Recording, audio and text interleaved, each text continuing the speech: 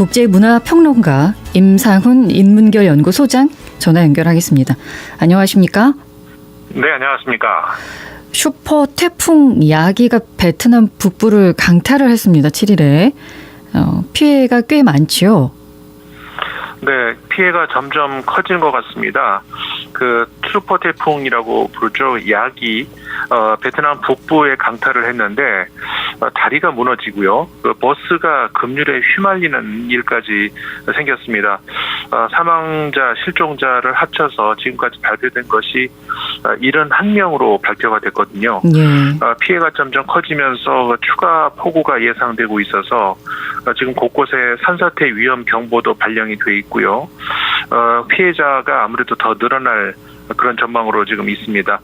그 베트남 북부 지역에 이제 최고 시속 166km의 강풍이 불었고요.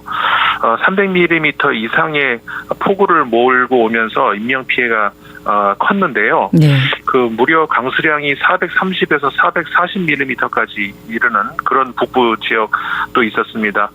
그 말씀하신 것처럼 처음 베트남에 상륙한 것이 7일인데 9일까지 그러니까는 그 최종 발표 71명으로 발표되기 전까지는 49명 사망했다 이런 발표가 나왔었습니다만은 하루 만에 피해자가 크게 늘었습니다.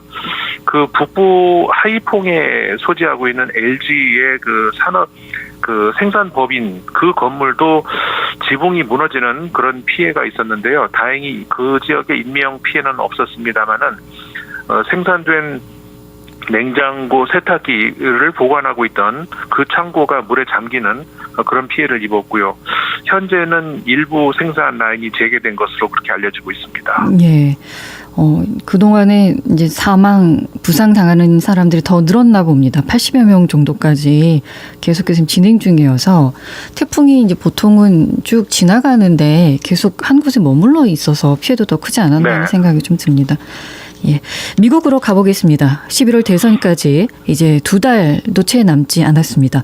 민주당, 공화당 두 후보의 운명이 걸린 이제 텔레비전 양자 토론이 현지 시각으로는 10일 저녁 9시에 시작이 된다고요. 사실상 이제 대선 전에 남은 최대 분기점이라고 할 수 있을 것 같습니다만 어떻게 보십니까? 네. 그러니까 현지 시간으로, 그러니까 미국 동부 시간으로 10일 저녁 9시니까 한국 시간으로 하자면은 내일 오전 10시 정도 해당이 될 텐데요. 네. 두 후보 간에 말씀하신 것처럼 사실상 이제 운명이 걸린 양자 토론 남겨놓고 있습니다.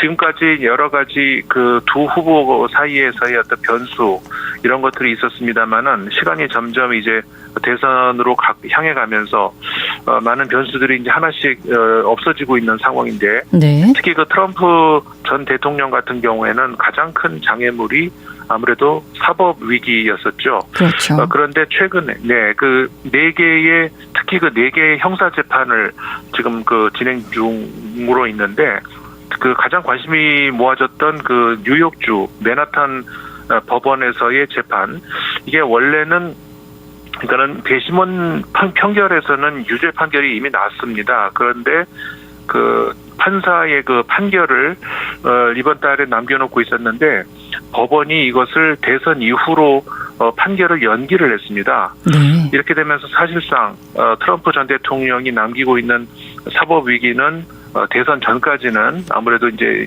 없어졌다, 제거됐다 이렇게 봐야 되는 것이 맞겠고요. 네.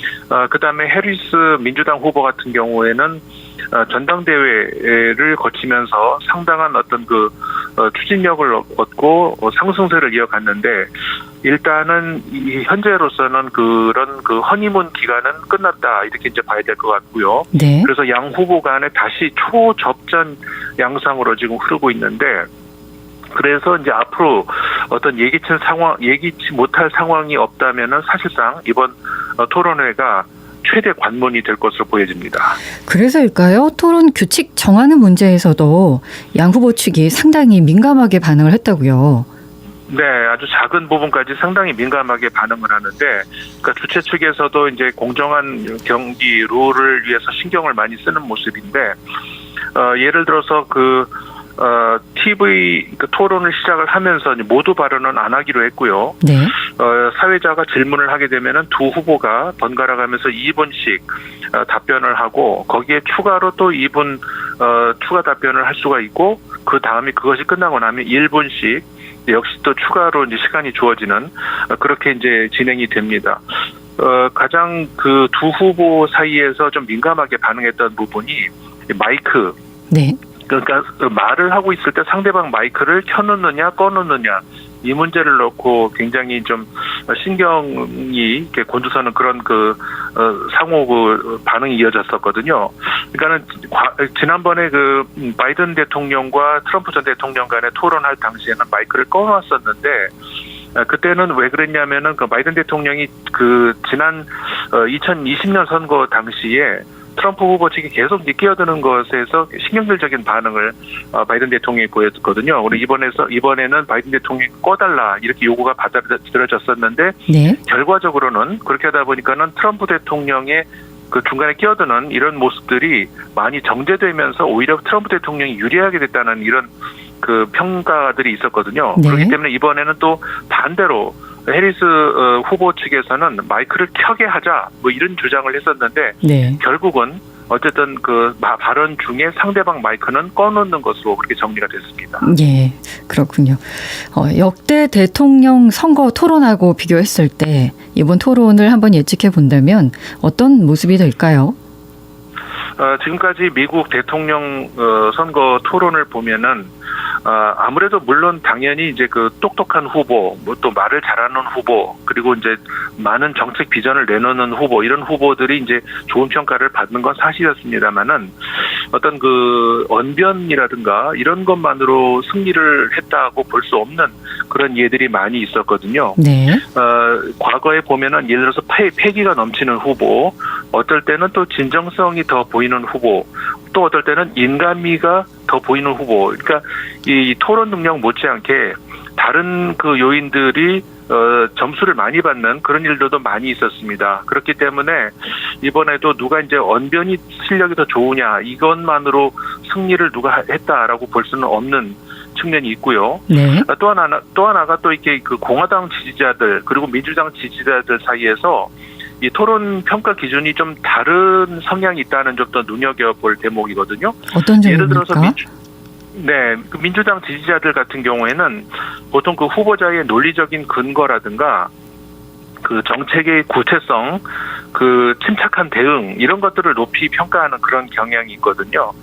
그래서 이제 사실 기반의 논증이라든가 공감 능력 이런 것들을 중시하는 데 반해서 공화당 지지자들은 모두가 그렇지는 않습니다. 물론 그렇지만은 상대적으로 강한 리더십이라든가 어떤 즉각적인 반응 그리고 상대방에게 얼마나 더 공격성을 보여주느냐 이런 것들을 높이 평가하는 경향이 있거든요. 네. 특히 최근 그 트럼프 대통령의 공화당 이후에 그런 공화당 지지 성향이 이제 돋보이는 그런 양상인데 네. 그렇기 때문에 두 후보의 그 토론 스타일이 상당히 많이 다를 것으로 보여지는데 따라서 그 지지자들의 경우에 어떤 점을 높이 평가를 하느냐 이걸 놓고서 그 토론 후에도 누가 승리를 했다라고 이렇게 일방적으로 보기 좀 어려운 그런 예상도 해볼 수 있을 것 같습니다.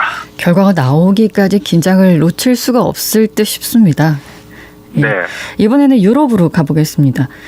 유럽연합의 국제 무대 경쟁력이 실존적 위험에 직면했다. 이런 내용의 보고서가 나왔습니다. 어떻게 네, 보셨습니까? 그렇습니다. 그 과거 유럽 중앙은행 총재를 역임했었죠. 그 마리오 드라기 전 이탈리아 총리가 9일 그 유럽연합의 수도격이라고 할 수 있죠. 그 벨기에의 브뤼셀에서 EU 그러니까는 유럽연합의 경쟁력의 미래라는 제목의 그 보고서를 발표를 했거든요. 네. 유럽연합 측에서 이제 그 제안을 해서 연구를 해서 발표를 한 건데 그 내용을 보면은 말씀하신 것처럼 그렇습니다. 요약을 하자면은 유럽연합의 국제 무대 경쟁력이 실존적인 위험에 직면했다 이렇게 그 보고를 하면서 네. 시급히 산업 전략을 살바꿈해야 된다. 이렇게 경고를 했는데요. 그러니까는 유럽 연합이 미국 그리고 중국과 경쟁하기 위해서 무려 이제 7,500억 혹은 8천억 유로 정도, 한화로 하면은 1,188조 원 정도에 해당하는 천문학적 규모인데, 이 정도 규모의 신규 투자가 뒷받침돼야 된다, 이렇게 지적을 하고 있거든요. 네. 330쪽 정도 분량인데 아주 다양한 분야까지 이 정책적인 해법이 이제 제한이 돼 있습니다. 예, 좀 어려워 보인다고 판단을 한 것 같은데, 세계 경제를 보면 이제 점점 블록화되고 있는 상황이에요. 유럽연합이 하나의 모델로 주목을 받고 있는데, 최근 상황들을 보면 전방위적인 도전을 받고 있다, 이런 생각도 들거든요. 네, 그렇습니다. 사실 유럽연합이 다른 미국 모델 그리고 중국 모델과 다른 새로운 모델로 주목을 받고 있었던 것이 사실인데, 사실 유럽 국가들이 영내 세력들 간의 끝없는 갈등, 대립이 있었던 그런 역사를 가지고 있죠. 네.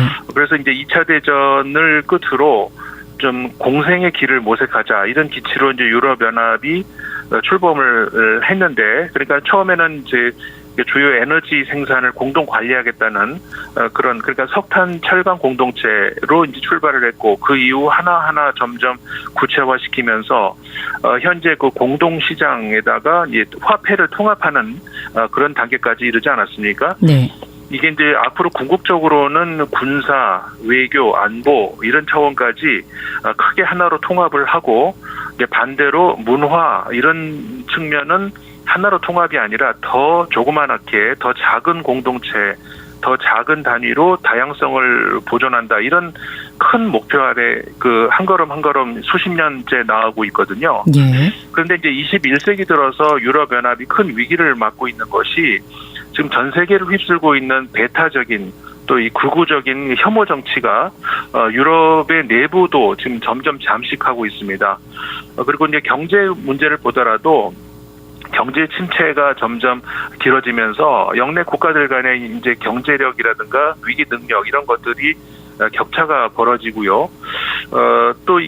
또 하나가 이게 지나치게 서두른 어떤 확장 정책이 있었는데, 그러다 보니까는 동유럽과 서유럽 국가들 간에도 역시 소득 그리고 경제력 격차 이런 것들이 점점 심화되고 있습니다.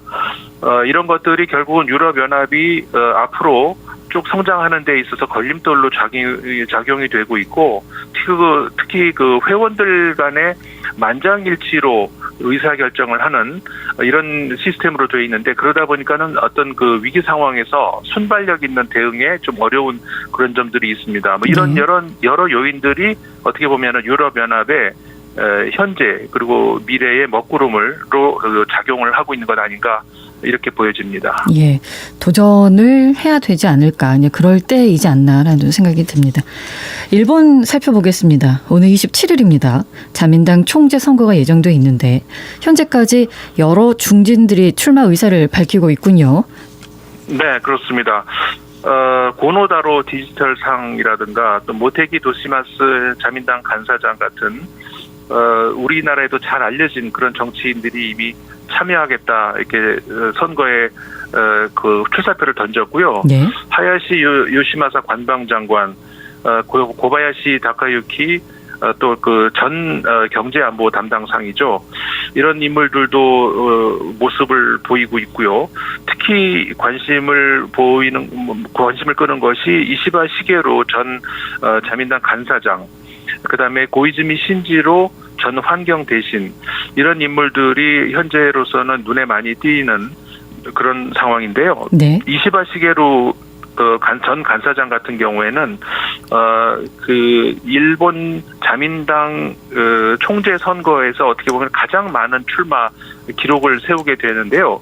그 전에도 고이즈미 총리가 5번 도전한 기록이 있는데, 이번에 이시바 시게루 전 간사장이 도전을 하게 되면 역시 일본 자민당 총재에 5번 도전하게 되는 그런 기록을 남기게 됩니다. 예, 후보 간에 어떤 차이점이 있습니까?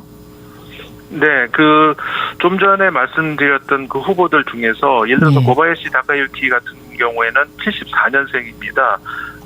그래서 이제 상대적으로 젊은 후보인데 네. 근데 가장 젊은 후보라고 한다 그러면 역시 고이즈미 신지로. 그러니까는 이름에서 아시다시피 과거 이제 고이즈미 그 총리의 차남이거든요. 네. 81년생입니다. 그래서 가장 젊은 후보인데 현재 지지율을 놓고 보면은 조금 전에 말씀드렸던 이시바 시게루 후보와 1, 2위를 다투는 그런 양상을 보여주거든요. 네. 그래서 이제 두 후보가 관심을 많이 끄는데 이시바 시게루 같은 경우에는 그 57년생으로 67세입니다. 그러니까는 고이즈미 신지로 후보와는 세대 간의 이제 차이도 있고, 그리고 이제 이시바 시게루 같은 경우에는 그 경험도 상당히 많이 있습니다. 방위 대신, 농림수산 대신, 그리고 말씀드렸던 대로 자민당 간사장 등을 역임을 했는데요. 네.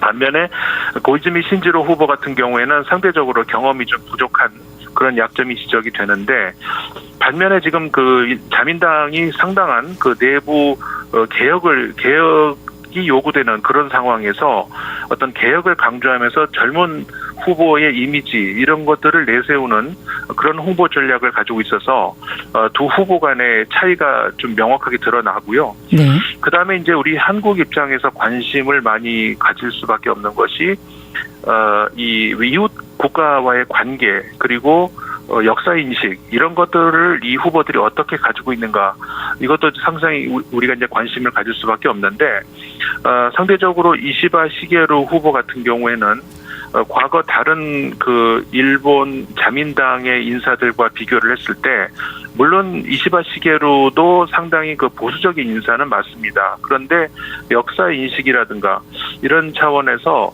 상당히 다른 후보들에 비해서 개혁적인, 그리고 좀 열린 그런 그 사고를 가지고 있는 그런 후보라고 볼 수가 있거든요. 네. 그래서 한국과의 관계에서도 상당히 다른 후보들에 비해서는 좋은 관계를 맺을 수 있는 그런 가능성이 있는 후보로 지금 보여지고 있고요.